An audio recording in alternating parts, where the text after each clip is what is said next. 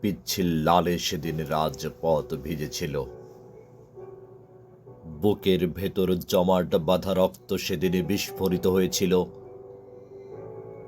মাতৃভূমির ললাট জুড়ে শঙ্খচিলের আস্ফালনে কম্পিত বাংলার আকাশ। দরাজ গলার কোরআনের বাণী সেদিন রেহাই পায়নি।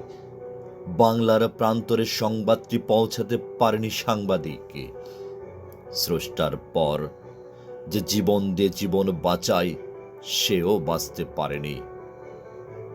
অদৃশ্য নির্দিষ্ট কোনো গন্তব্যের সাড়াও মেলেনি।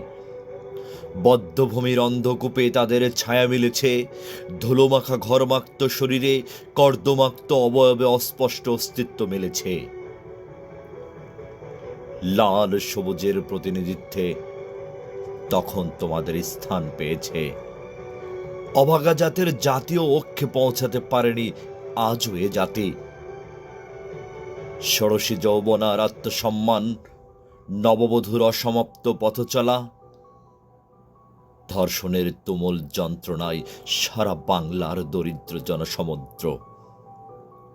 পরাজিত ক্লান্ত মস্তিষ্ক সেদিন শুধু হত্যা করেছে মেধাবী প্রাণ।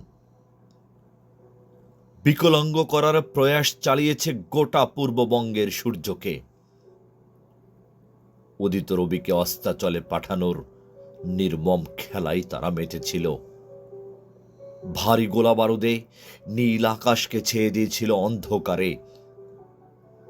নারীর টানে নিরস্ত্র বাঙালি তেজোদ্দীপ্ত কণ্ঠে স্লোগান তুলেছিল, বাংলাদেশ জিন্দাবাদ, বাংলাদেশ জিন্দাবাদ। মির্জাফর সেদিন জয় হয়নি। বাংলায় সেদিনও শেরে বাংলা, সোহরাওয়ার্দী, ভাসানী লক্ষ প্রাণে জেগেছিল।